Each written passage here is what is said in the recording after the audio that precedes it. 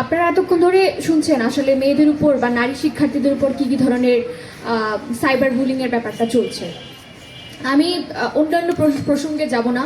আমি যেহেতু কোনো ধরনের রাজনৈতিক দলের সাথে সম্পৃক্ত নই, বা যে কথাগুলো যৌক্তিক, যে কথাগুলো বলা দরকার একজন নারী হিসেবে, একজন শিক্ষার্থী হিসেবে, সেই কথাগুলো যখন আমি বলার চেষ্টা করি তখন কিন্তু এই সাইবার বুলিংটা আমার উপর হয়।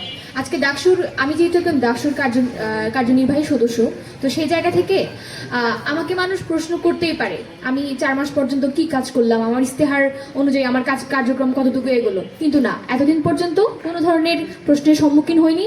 কিন্তু আমরা যখন গত পরশুদিন একজন জামায়াতের নেতার যখন ডাকসুকে তিনি বলছেন প্রকাশ্যে যে ডাকসু মাদকের আড্ডা ছিল বা বেশ্যাখানা ছিল, ওই প্রতিবাদটা করার পরে রীতিমতোভাবে আবারও একদম সিস্টেমেটিক্যালি সাইবার বুলিংয়ের যে ব্যাপারটা আছে সেটা খুব চমৎকারভাবে ঘটছে আমার সাথে।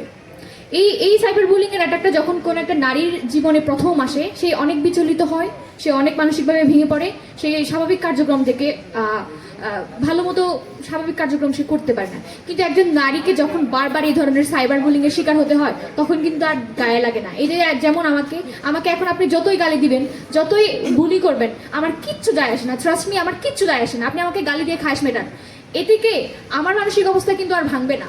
বরং যারা গালি দিবে তাদের যে এনার্জিটা ক্ষয় হচ্ছে তাদের জন্য আমার খুব মায়া লাগে।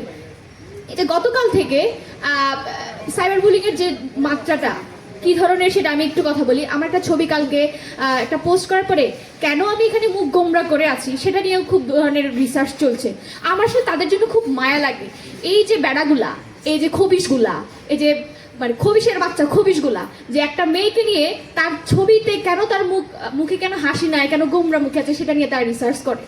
বাংলাদেশে না, এই আমাদের আসলে সামাজিক প্রেক্ষাপটে আমাদের নানা ধরনের সমস্যা আছে। আমি স্বাস্থ্য অর্থনীতিতে পড়ি, স্বাস্থ্য খাতে যদি গবেষণা করতে পারতো, এই নলেজগুলো যদি তারা ওই জায়গায় ব্যবহার করতে পারে, আমার কাছে মনে হয় যে বাংলাদেশে বলে না যে একটা জ্ঞানের আকাল চলছে, সেই জ্ঞানের আকালগুলো এত সুন্দরভাবে ফিল আপ করতো যে বাংলাদেশে গবেষণার ক্ষেত্রে কোনো জায়গায় এই ধরনের গ্যাপ থাকতো না।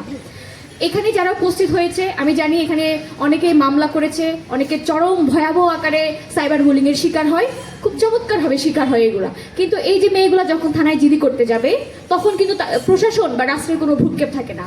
যখন একজন সাধারণ শিক্ষার্থী, তার কোনো রাজনৈতিক আইডেন্টিটি নেই, তার কোনো পাওয়ার নেই, তার কোনো পরিচয় নেই, সে যখন কোনো একটা আইনি জটিলতায় বা যখন মামলা করতে যাবে থানা থেকে তাদেরকে কোনো ধরনের সহায়তা দেওয়া হয় না। কিন্তু দেখবেন যখন যাদের একটু পাওয়ার আছে, যাদের একটু নাম আছে, তারা যখন মামলা করতে যায় তখন ড্যাং ড্যাং ড্যাং ড্যাং করে একদম ডিবি থেকে শুরু করে সবাই এসে জড়ো হয় যে হ্যাঁ হ্যাঁ আমরা তাকে হেল্প করবো। তা আমরা কেমন বাংলাদেশ চেয়েছি? আমরা যে বলছি বাংলাদেশের শাসন ব্যবস্থা, আইন ব্যবস্থা, এগুলো তাহলে আমাদের যখন মেয়েরা ভুক্তভোগী হয় তখন এই ক্ষেত্রে এই ব্যাপারগুলো কোথায় চলে যায়? আমি আবারও বলতে চাই, সামনে যেহেতু নির্বাচন কেন্দ্রিক বিভিন্ন রাজনৈতিক দল বিভিন্ন ধরনের কার্যক্রম চালাচ্ছে, এটা কিন্তু আমরা মেয়েরা মনে রাখবো কে নারীদের পক্ষে ছিল, কে নারীদের পক্ষে ছিল না। আপনারা আপনাদের ইস্তেহারে যতক্ষণ পর্যন্ত আপনারা বলতে পারছেন না যে আমরা নারীদের এই ব্যাপারগুলোতে সুরক্ষা দেওয়ার চেষ্টা করব, এই ব্যাপারগুলোতে আমরা সুরক্ষা দেওয়ার চেষ্টা করব, নারীদের জন্য আমরা কথা বলবো, রাজনীতিতে নারীদের জন্য একটা সুস্থ এনভায়রনমেন্ট তৈরি করার চেষ্টা করব, ততক্ষণ পর্যন্ত কিন্তু আপনারা ভালো জায়গায় থাকবেন। আদারওয়াইজ আপনারা যারা এই রাজনৈতিক দল যারা আছে, এই দলগুলো যদি নারী কেন্দ্রিক বা নারী বান্ধব যদি এনভায়রনমেন্ট সৃষ্টি করতে না পারে, সেটা যে ক্ষেত্রে হোক না কেন, কর্মক্ষেত্রে হোক না কেন, রাজনৈতিক ক্ষেত্রে হোক না কেন, সাংস্কৃতিক ক্ষেত্রে হোক না কেন, যতদিন না পর্যন্ত এই এনভায়রনমেন্টটা ক্রিয়েট করতে পারবে না ততদিন পর্যন্ত মনে করব আপনি যতই প্রাচীন দলের রাজনীতি করেন না কেন, আপনি যতই নিজেদেরকে অন্যভাবে জাহির করেন না কেন, আপনাদের রাজনীতি একটা জাস্ট ভুয়া। এই যে টোকেনিজমের যে পর্যায়টা চলছে, আমরা দেখতে পেয়েছিলাম যে জুলাই সনদ থেকে শুরু করে নারীদেরকে কত পার্সেন্ট রাখা হবে জাতীয় রাজনীতিতে, কিংবা কত পার্সেন্ট মেয়েরা বা নারীরা ভোটে যাবে, নির্বাচন করবে, সেটা কিন্তু আমরা দেখেছি কিছু কিছু দলের ক্ষেত্রে নারীদের অবস্থা একদম শূন্যের পর্যায়ে আছে। এখন দেখেন, এই যে আমরা যে ব্যাপারটা নিয়ে বারবার বলার চেষ্টা করছিলাম, গত পরশুদিন আমরা যেটা নিয়ে আন্দোলন করেছিলাম যে জনসম্মুখে প্রকাশ্যে নারীদেরকে যে এভাবে স্লাশিমিং করা হচ্ছে, এভাবে বিভিন্ন ধরনের একটা ডাকসুর মতো একটা ঐতিহাসিক প্রতিষ্ঠানকে যখন এই ধরনের প্রকাশ্যের জনসম্মুখে এই ধরনের মন্তব্য করা হয়, তাহলে সেই ধরনের নেতাকে আমি কি বলবো, আমি আসলে নেতাও বলতে চাই না, এই ধরনের মানুষকে আমি আসলে গুনিই না। কেন গুনবো?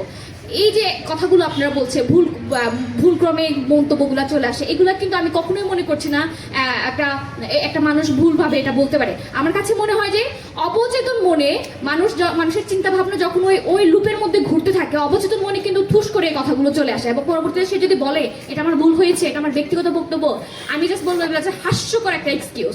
কারণ